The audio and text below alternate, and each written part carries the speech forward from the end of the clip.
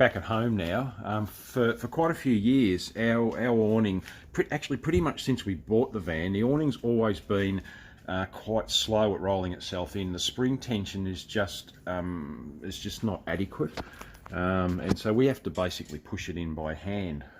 So I don't know whether it's been, I don't think it's been stretched, because it wasn't that great to start with. And you do see caravan parks, people packing up, and if they let go of that,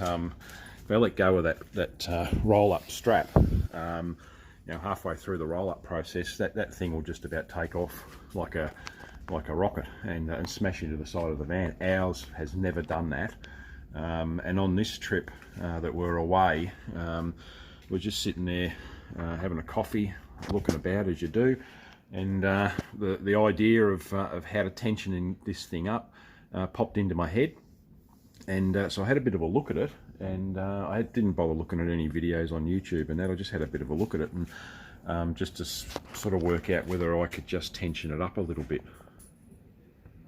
Now, we have a Carefree awning because we've got a Jayco, so all Jaycos, or most Jaycos, have Carefree awnings. So the clutch mechanism is at the top here, where I think that's a pretty standard position for them to be.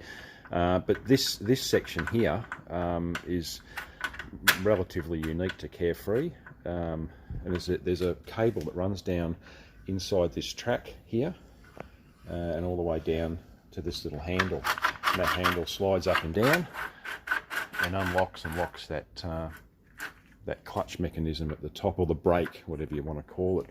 Now you probably could, if you didn't have the cable on there, you could probably use the piece of wire to hook it on there and open it and unlock it so you can get the awning in and out. But anyway, most Jaycos come with that mechanism.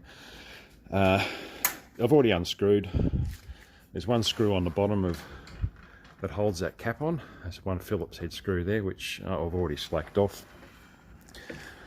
And this here, once that is in the open position, or it's braked and locked, so it can't fold in, you can lift it up, you can do whatever the hell you like with it, and it's not going to roll itself in because it's in the open position.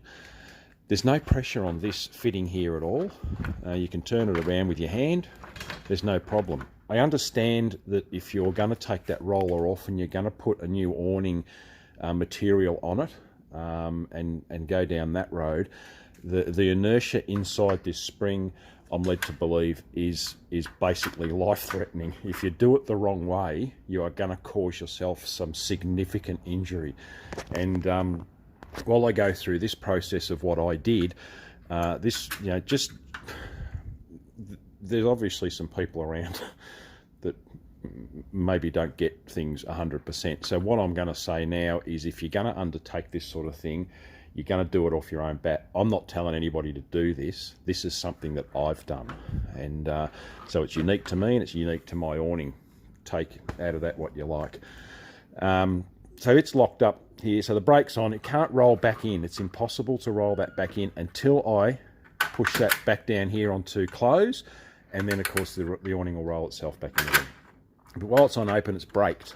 Now the problem with our awning is, if we put that down, you can stop it with your finger, and it gets to a certain point, and it will most of the time it will even stop itself. It just won't roll in, and you've got to help it, push it. You've got to get the wire that we use to hold onto that thing to open the awning up. You've got to use that to help push the awning in when it gets up near the top, because it basically just stops mid-air. The big issue with that is it will roll in, and it rolls in relatively neatly with a helping hand. But the problem is, when the wind springs up and you want to roll it back in again, and there's a bit of gusty wind going on, this thing will stop rolling. All this mechanism here is all disconnected, and it's all free-flowing because we're trying to roll the thing back in, because it might be a little bit gusty or a bit windy, and we're trying to get it in before the wind springs up or the storm arrives or whatever.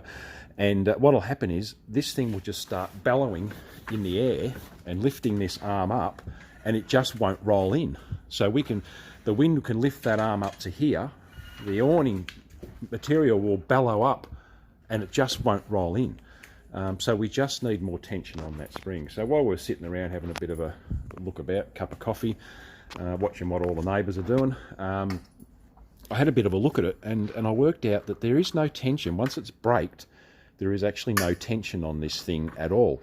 So my simple idea was, why can't I just undo its retainer, which turns out to be just one Phillips head on the bottom through there, and that goes into that little captive nut there, and slide it off carefully, roll it up one turn, and then slide it back on again. The same as you would do with a holland blind in your house.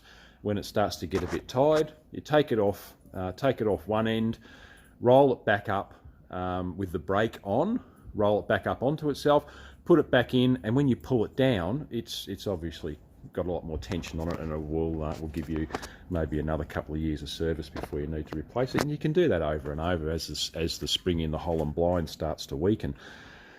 Why not with this thing? So I don't end up on this video at the coroner's court. I've already pulled it off about 10 minutes ago, and it comes off fine, and there's no tension on that at all when that is in the braked position. So the plan wasn't to do a video today, but the awning's been out drying and it's actually in the way, so I want to pack it up. So the idea now is to do it. The camera work's going to be a bit shit because I'm holding it, and I'll try and prop it up somewhere while I take this thing off and roll it up, and we'll just see how we go. But at the moment, take that off and it'll stop. Now it's going to make a liar out of me. So it'll basically stop on its own and won't roll in properly, and has very, very little tension on it, even if it appears to be rolling in on its own. I can assure you that on a normal day bloody camping it doesn't. Anyway, I'll pull this end off here. As I said, one screw in there. That screw we can take out. We can take out now.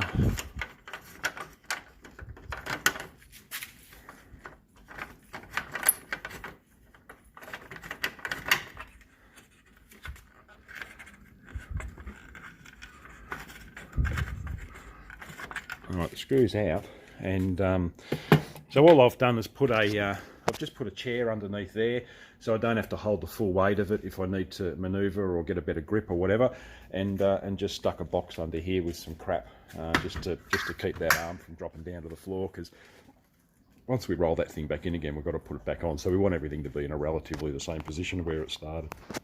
Although when we roll it up, it's going to be up here somewhere, but anyway, we'll see how we go. It's imperative. I can't stress enough how that thing has to be on the braked. It has to be braked on the open. Otherwise, you take this thing off and it's just going to spin around at about warp factor 40, and it's going to rip all the fingers off your hand. So be very serious about what you're doing with this, because it has the potential to cause major injuries. But as I've said before, we're not taking the whole awning off. We're not changing the material. All we're doing is putting on another turn onto that spring to give it a little bit more closing tension. All right, here we go. Again, checking to make sure it's in the locked position, your awning.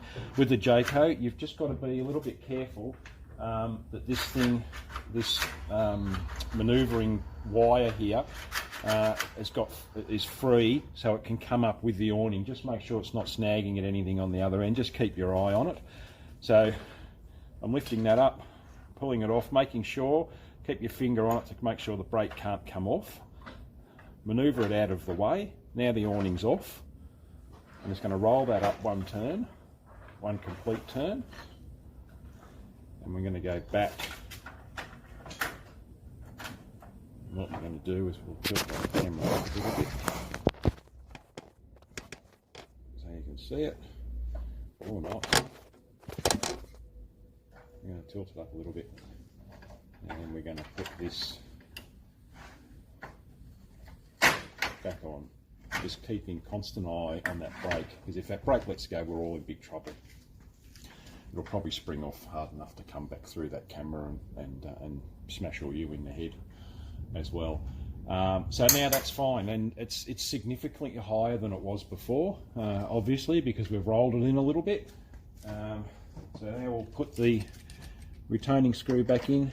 I'll just put that back in temporarily for now. What I'll do is later on, after I finish the video, I'll unscrew that, take it back out, put a little dab of Loctite on there to keep it in. And now that's done. All right, now if we pull that back down, you can feel the tension in that now that wasn't in there before. Now, before that thing, even on the video, it was creeping in very slowly, and then with a tiny little bit of pressure on the barrel here, it would stop, which is what it does when we're out camping. But if I undo that brake now and let it go, that makes a significant difference, and that'll go all the way in on its own, a lot harder, a lot faster, and under a lot more tension than what it was doing before, by simply adding one roll more tension onto the bottom of that thing. As I said before, exactly like a awning, Holland awning, and Holland blind at home on the window. We have a clothesline, stainless steel clothesline that we normally have up there. That can play a role in, if you put too much tension on that clothesline, it pulls those arms together, puts too much pressure on the ends, and will hamper the way the awning rolls in. So just double check to make sure that that's not the cause of why the awning's not rolling in. Let the thing, take it off, take the tension off the clothesline, and then test it just to see. And also take it off when you're doing this. You don't want anything in your way to make it harder, or to slip, or to impact that brake coming off, or whatever. So look, for us, or for me, this has been absolutely fantastic. It's a magic solution. It's worked very, very well. It's added more tension to this awning than what we've ever had on it, and probably pretty much what it should have been when we bought it. So yeah, a win-win for that, and we'll probably get another couple of years out of this awning, although it's seen a few campaigns and it's a bit knackered, i.e. the strap's broken a couple of times and some bolts and crapper fell out of the end of here. But yeah, look, it's had a bit of a hiding over its life. It's had a good lot of use. Yeah, we'll get more use out of it now before we have to replace it. Again, another win.